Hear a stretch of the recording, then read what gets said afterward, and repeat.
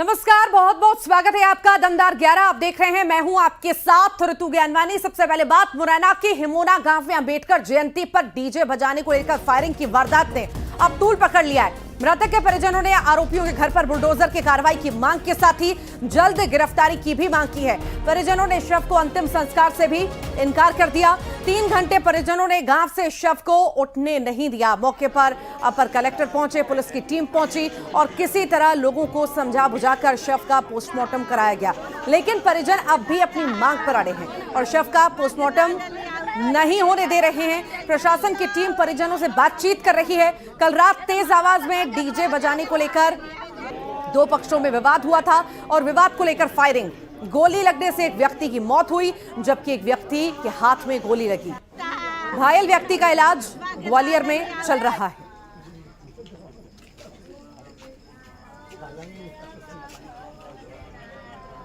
Bulldozer action की मांग की जा रही है। अंबेडकर जयंती पर यह बवाल और बवाल के बाद फायरिंग हुई। फायरिंग में एक की मौत हो गई और अब परिजन अड़े हुए हैं। शव को रख करके मांग कर रहे हैं। पोस्टमार्टम के लिए भी तैयार नहीं है। पोस्टमार्टम के लिए जैसे तैसे मनाया गया पर अभी भी अपनी जिद पर परिजन अड़े हुए हैं। सबसे पहले कार्रवाई वो चाहते हैं कि कार्रवाई हो जल्द से जल्द, जो दोषी है उसे गिरफ्तार भी किया जाए और बुलडोजर एक्शन भी लिया जाए। अब देखना होगा कि इस पूरे ही मामले में क्या एक्शन लिया जाता है। ये एक्सक्लूसिव तस्वीरें आप देखिए हंगामे की, विरोध की। शव रख करके ये सभी हंगामा कर रहे हैं कि मैं शांत तब करेंगे तब मकान टूट जाए। वो मेरी मांगना। अगर मकान नहीं टूटती है तो क्या रहेगा? पीएम कराएंगे कि नहीं कराएंगे, नहीं कराएंगे। पैके दे नाले पाले। कल रात को ग्राम हिंगोना खुर्द, जो कि थाना सिविल लाइन क्षेत्र के अंतर्गत पड़ता है, वहाँ पर निकलते वक्त एक समुदाय के लोग जब निकल रहे थे, इस बात को लेकर दूसरे समुदाय के लोगों से उनका कहासुनी हो गई और इस बात पे झगड़ा बढ़ता चला गया और एक पक्ष के द्वारा फायरिंग कर दी गई, जिसमें से एक व्यक्ति खत्म हो गया तथा एक व्यक्ति घायल है। और पुलिस की हमारी टीमें लगातार आरोपियों की पकड़ धकड़ के लिए रवाना हो चुकी है। शीघ्र ही सफलता मिल जाएगी। विवाद के कारण के लिए अभी जो फरियादी पक्ष है उन्होंने एक कारण बताया है, लेकिन अभी पुलिस सारे कारणों की जांच कर रही है और मामला अनुसंधान में है कि किस वजह से आखिर ये घटना हुई है।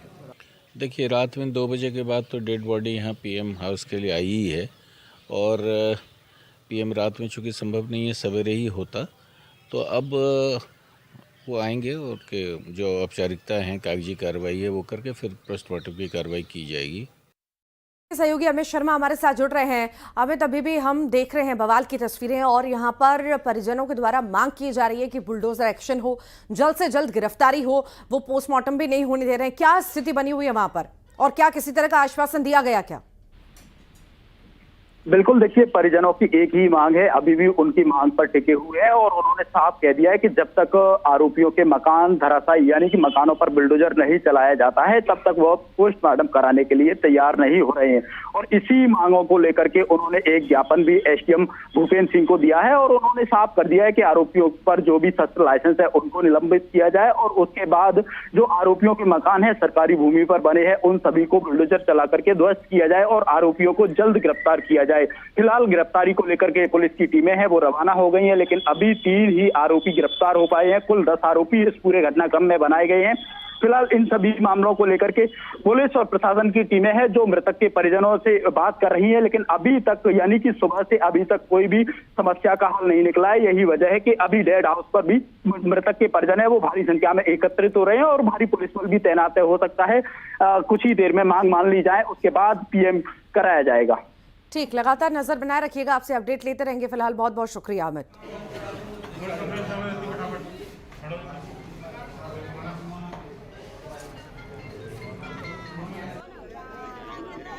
तो तस्वीरें आप देख रहे हैं यहाँ पर किस तरह हंगामा हो रहा है। शव रख करके हंगामा किया जा रहा है। पोस्टमार्टम के लिए तैयार नहीं है परिजन। फिलहाल अभी पुलिस यही कह रही है कि जल्द से जल्द गिरफ्तारी हो जाएगी, कार्रवाई भी होगी, पर अब तक ये परिजन मानने को तैयार नहीं है। जिन्होंने हत्या की है युवक की, उसके दोषियों को सख्त से सख्त सजा दी जाए, उसके घर पर बुलडोजर एक्शन हो, ये मांग की जा रही है।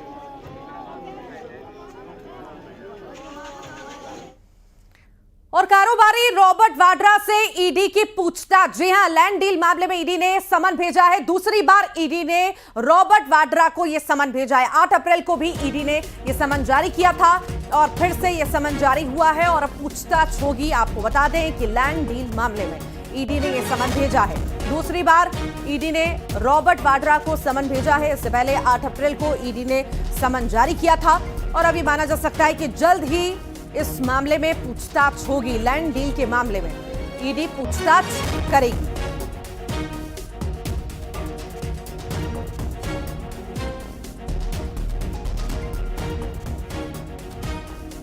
तो कारोबारी रॉबर्ट वाड्रा से जुड़ी ये बड़ी खबर आपको बता रहे हैं। ईडी पूछताछ करेगी। इससे पहले भी समन भेजा गया था और फिर से उन्हें समन जारी हुआ है और ये माना जा सकता है कि जल्द ही अब जो है पूछताछ रॉबर्ट वाड्रा से हो सकती है। इससे पहले भी समन भेजा गया पर तब पूछताछ नहीं हो पाई। अब फिर से समन भेजा गया।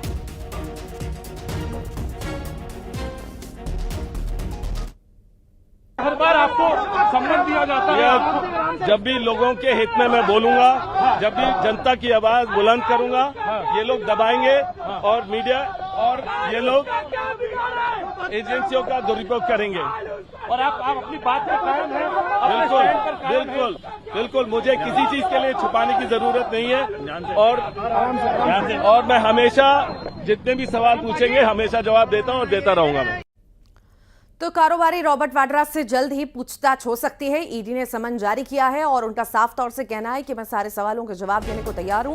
हालांकि एजेंसियों का दुरुपयोग जो है किया जा रहा है ये पूरी तरह से गलत है, पर मैं जो है हर सवाल का जवाब देने को तैयार हूं, ये भी उनके द्वारा कहा गया है। अब देखना होगा पूछताछ कब होती है और आखिर क्या कुछ उसमें सामने आता है।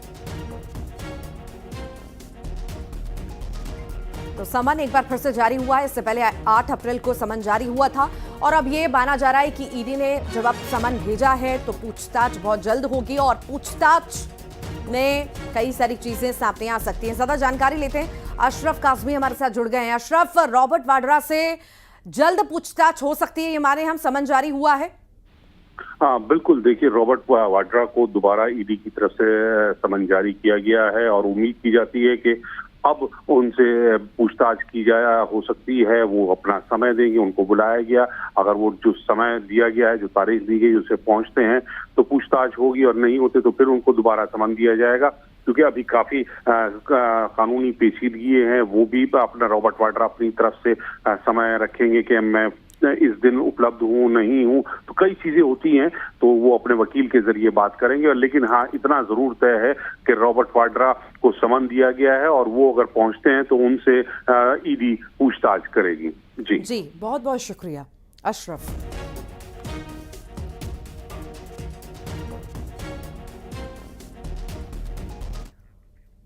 भोपाल से खबर है, जहां पर हथाई खेड़ा में कथित एसिड अटैक केस में पुलिस ने बड़ा खुलासा किया। फरियादी सूरज शर्मा ने अपने पड़ोसी मदन विश्वकर्मा को फंसाने के लिए खुद पर हमले की झूठी कहानी रची थी। जांच में पता चला कि सूरज का चेहरा पटाखे की आग से झुलसा था, लेकिन उसने बदले की भावना से एसिड अटैक की झूठी एफआईआर दर्ज करवाई।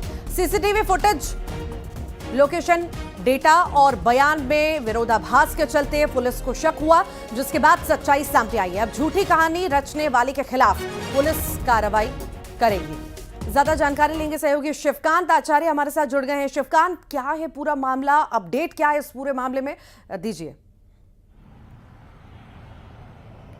जी हाँ बिल्कुल, ये जो पूरा मामला है बड़ा आश्चर्यजनक है। सबसे बड़ी बात है किस तरीके से कानून का दुरुपयोग होता है सामने समझ में आ रहा है। दरअसल मदन विश्वकर्मा से जो कथित तौर पर पीड़ित बताया जा रहा था, उसका पर्सनल कुछ विवाद पुराना पहले से चला रहा था और इस सिलसिले में इसकी मदन विश्वकर्मा ने थाने में एफआईआर भी दर्ज कराई थी। बस उस चीज़ की खुन्नस ये अपने मन में रखा हुआ था और जैसा बयान में पुलिस ने जब खुलासा किया तो उसने बताया कि वो पटाखा फोड़ रहा था और एक बोरी पर केरोसिन अधिक मात्रा में गिर गया था और जैसे ही उसने पटाखे में आग लगाई वो आग से उसका चेहरा झुलस गया और उसी चीज़ को उसने अपना हथियार बनाया। फ़ायदा उठाकर जहां पर हॉस्पिटल गया था वो अपना इलाज कराने के लिए, वहीं जैसे ही उसको थाना देखा और थाने में पहुंच गया और मदन विश्वकर्मा के खिलाफ उसने FIR करा दी कि इसने मेरे ऊपर एसिड अटैक फेंका है। जिस प्रकार से मदन विश्वकर्मा की जो पीड़ित बताया जा रहा है उसने FIR कराई थी, तो उसी चीज़ का बदला लेने के लिए कि मैं भी अब इसकी FIR कराऊं और ये भी थाने के चक्कर काटेगा, तो कुल मिला के एक प्रकार से बदला बराबर हो जाएगा। लेकिन जब पुलिस ने गंभीरता से इस पूरे एसिड अटैक का जो मामला सुनकर ही पुलिस ने गंभीरता से मामले को लिया, जब फ़ोन लोकेशन ट्रेस की CCTV वीडियो देखे तो उसके जो अपने आप को पीड़ित बता रहा था उसके जब सख्ती से पूछताछ करी, जिसमें उसने पूरा अपना खुलासा कर दिया है। और अब चूंकि FIR हो चुकी है तो मामला कोर्ट में चला गया है। अब कोर्ट में उसने स्वीकार भी किया है कि वो कोर्ट में अपने बयान को बदल देगा और जो सच्चाई है उसको बता देगा, जिसके बाद और हम लोगों ने आपस में रजामंदी भी हो गई है। जिस तरीके से पूरा मामला अब हमारा विवाद आपस में ख़त्म हो गया है, ले देकर एक जरा से विवाद को उसने पर्सनल माना और उसके बाद दोनों तरफ से FIR हुई थी। लेकिन पुलिस का इसमें तारीफ करनी पड़ेगी कि उन्होंने बिल्कुल निष्पक्ष भाव से पूरी जांच की, तो इस पूरे मामले का खुलासा हुआ है। ठीक, बहुत बहुत शुक्रिया शिवकांत जानकारी को साझा करने के लिए। तो ये पूरा मामला जुड़ा है ये युवक से। पटाखा जलाने के दौरान ये झुलस गया था, इसका चेहरा झुलस गया था और इसने एसिड अटैक की बात बोली और किसी और पर गंभीर आरोप लगाए। तुमने ये रिपोर्ट करी थी, किस मामले की रिपोर्ट करी थी? चेहरा जलाने का। किसकी रिपोर्ट करी थी तुमने? मदन भैया की। मदन भैया की। क्यों करी थी मदन भैया की रिपोर्ट? कि वो पुराना झगड़ा था, हाँ, तो बदला लेने के लिए, तो बदले की आग में लिखवा दी थी। छतरपुर में रियासत काल में बने क्लब हाउस पर प्रशासन ने कार्रवाई की है। क्लब हाउस को बुलडोजर के जरिए प्रशासन ने जमींदोज कर दिया। काफी पहले बना क्लब हाउस बेहद जर्जर हो चुका था और कोई हादसा ना हो जाए इस लिहाज से इसे गिरा दिया गया। मौके पर SDM और नगरपालिका के CMO मौजूद रहे, साथ ही नगरपालिका की टीम और पुलिस बल भी मौजूद रहा।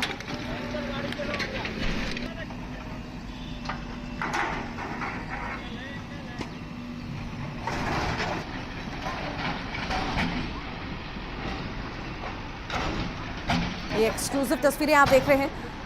जर्जर क्लब है जहां पर बुलडोजर की कार्रवाई हुई है। एक पुराना ज्यूडिशियल भवन था जो कि स्टेट जमाने का भवन था और वो ग्राउंड चूँकि नगर पालिका के आधिपत्य में है और उस भवन को तोड़ा जाना आवश्यक था। कोई जनहानि या किसी जानवर आदि की मृत्यु उसके गिरने से हो सकती थी, इसी को देखते हुए उसको हटाया गया है। कुछ लोगों ने सर हाईकोर्ट का स्टे भी दिखाया है, उसके बाद नहीं, हाईकोर्ट का स्टे यहाँ का नहीं है, वो तो उनका कोई निजी व्यक्तिगत मैटर है जिसके लिए वो स्टे लेकर मेरे को देख कर आए थे। रियासतकालीन क्लब हाउस था जिस पर कार्रवाई हुई है, बुलडोजर एक्शन हुआ है, जर्जर हालत में था और इसी वजह से यहां पर बुलडोजर की कार्रवाई की गई।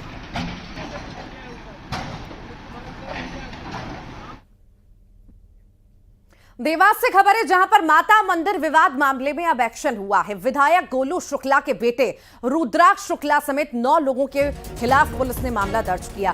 CCTV के आधार पर पुलिस ने गाली गलौज, लापरवाही से कार चलाने और धक्का मुक्की करने समेत कई धाराओं में मामला दर्ज किया है। बता दें कि बीते दिनों देर रात मंदिर के पट खोलने को लेकर विवाद हुआ था, जिसके बाद मंदिर के पुजारी ने मारपीट के आरोप लगाते हुए केस भी दर्ज कराया था।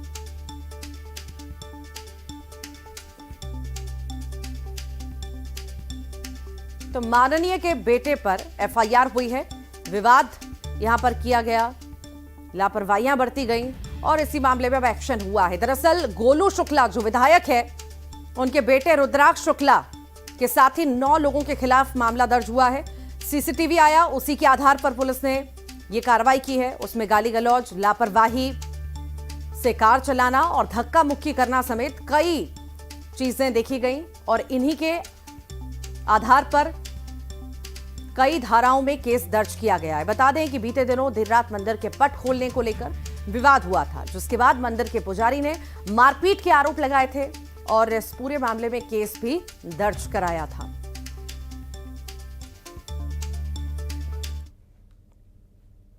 रायसेन में खड़े ट्रक में अचानक से आग लग गई। वेल्डिंग करते समय ये आग भड़की। आपको बता दें, आग की वजह से ट्रक जलकर पूरी तरह से खाक हो गया। दमकल ने आग पर काबू पा लिया है। सलामतपुर कस्बे की यह घटना बताई जा रही है। रायसेन की तस्वीरें जहां पर भीषण आग लगी है। वेल्डिंग के दौरान यह आग लगी और देखते देखते फैलती चली गई और पूरी तरह से गाड़ी आग का गोला बन गई। पूरी तरह से ट्रक जलकर खाक हो चुका है। तस्वीरें आप देख पा रहे होंगे। वेल्डिंग का काम चल रहा था और उसी दौरान आग भड़की और देखते देखते सब कुछ तहस नहस हो गया।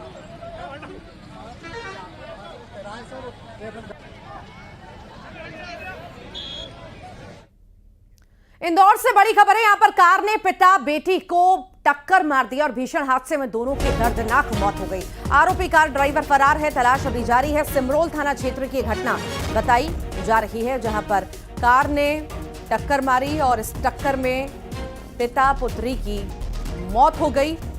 इस हादसे में दर्दनाक मौत हुई है। इस हादसे में दोनों की। आरोपी कार ड्राइवर फरार है। तलाश अभी जारी है। सिमरोल थाना क्षेत्र की ये पूरी घटना बताई जा रही है।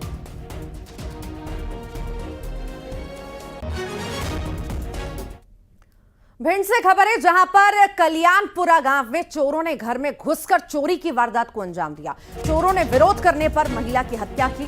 चारपाई पर महिला का शव पड़ा मिला। बहरहाल मामले की तफ्तीश अभी जारी है। हर एंगल से मामले की जांच पड़ताल पुलिस कर रही है।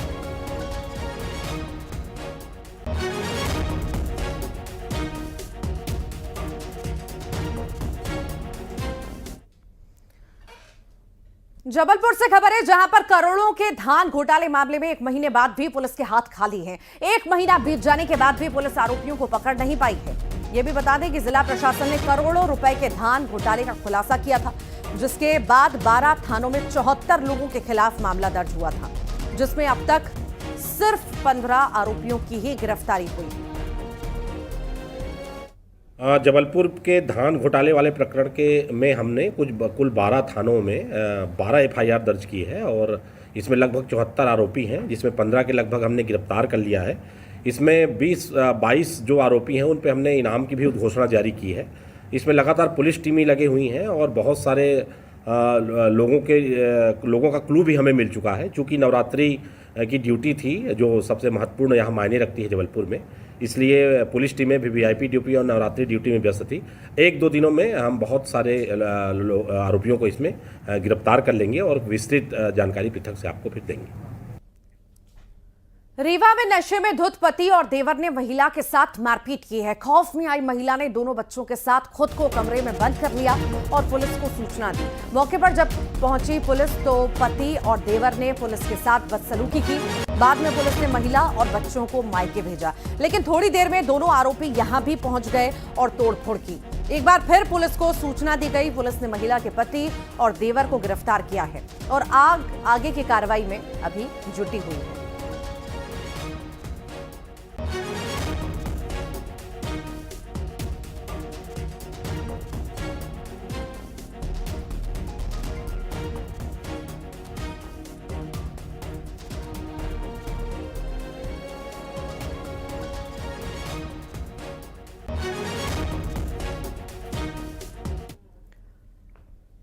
शिवपुरी में युवक ने सुसाइड की कोशिश की है। ट्रेन के नीचे आकर सुसाइड का प्रयास किया। इंजन से टकरा गया, गंभीर रूप से घायल हो गया। घायल युवक का अस्पताल में इलाज भी जारी है। मामले की अभी तफ्तीश की जा रही है। तो सुसाइड की कोशिश युवक के द्वारा की गई। ट्रेन के नीचे आकर सुसाइड का प्रयास किया गया इसके द्वारा। इंजन से टकरा गया, गंभीर रूप से घायल भी हो गया। फिलहाल अस्पताल में इलाज जारी है।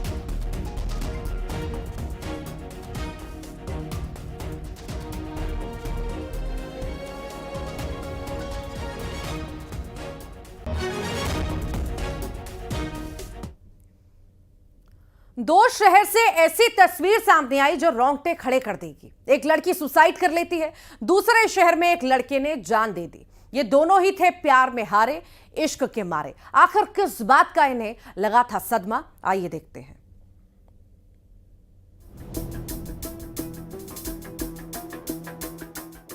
मोहब्बत में जिंदगी गए हार, प्रेमिका को प्रेमी की शादी का सदमा।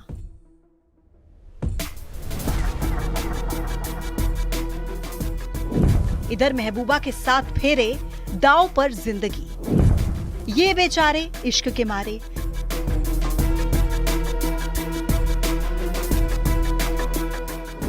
कैसा ये इश्क अजब सा रिस्क, शादी का सदमा और सुसाइड।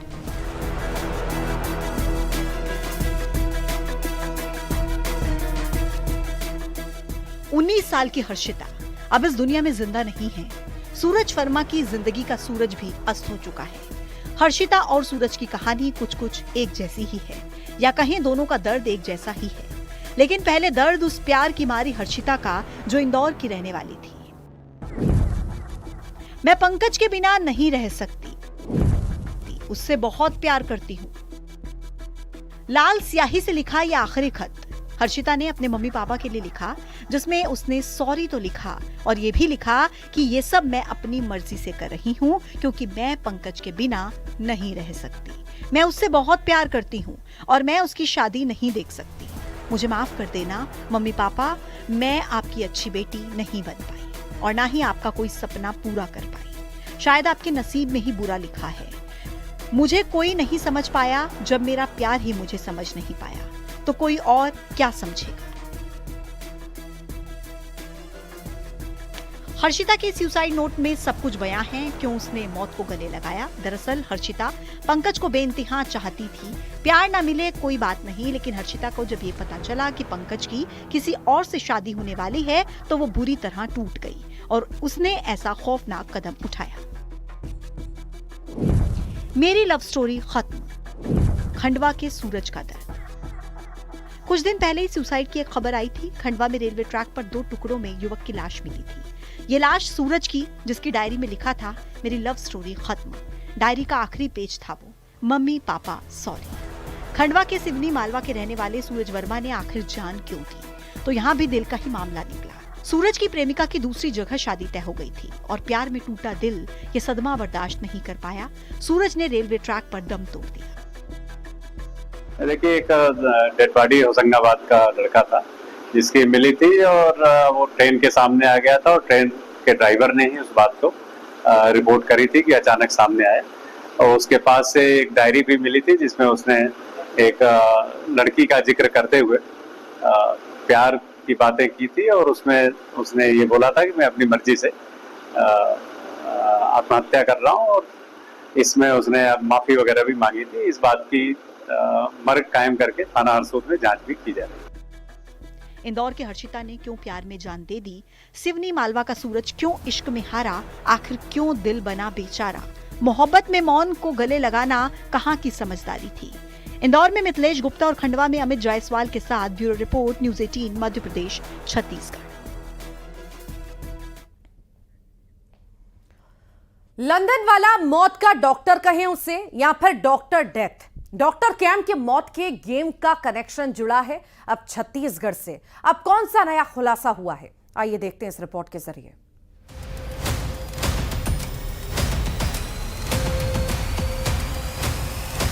डॉक्टर कैम मौत का गेम, एमपी टू छत्तीसगढ़ कितने कनेक्शन। लंदन टू जर्मनी फर्जी वाड़ा एक्सपोज, फर्जी डिग्री, फर्जी करियर और कितने राज। डॉक्टर डेथ की इनसाइड स्टोरी। डॉक्टर डेथ का एक चैप्टर खुलता है, उसकी तफ्तीश पूरी नहीं होती कि दूसरा चैप्टर सामने आ जाता है। दमोह के मिशनरी अस्पताल में 7 लोगों के दिल और जान का दुश्मन डॉक्टर एन जॉन कैम उर्फ डॉक्टर नरेंद्र विक्रमादित्य यादव, जिस पर इल्जाम है 7 लोगों की जान लेने का, जिसने 15 लोगों के हार्ट का ऑपरेशन किया और 7 लोगों की सांसें ही छीन ली। उसके बाद तो इस लंदन वाले डॉक्टर की एक के बाद एक कहानी सामने आ रही है। इस डॉक्टर डेथ का इंदौर और जबलपुर का कनेक्शन सामने आया था। इंदौर में भेजे गए रिज्यूम में जनाब ने खुद को पहुंचा हुआ डॉक्टर बताया था। रिज्यूम में नरेंद्र ने खुद को बताया यूके का रहने वाला। लंदन समेत कई जगहों से डिग्री लेने का जिक्र किया। ये भी बताया कि 2013 से 2017 तक जर्मनी में उसकी तैनाती थी। प्रैक्टिस की बात करें तो लंदन, जर्मनी, हैदराबाद, नई दिल्ली, दमोह, जबलपुर और बिलासपुर, और अब बिलासपुर का कनेक्शन भी आपको बताते हैं।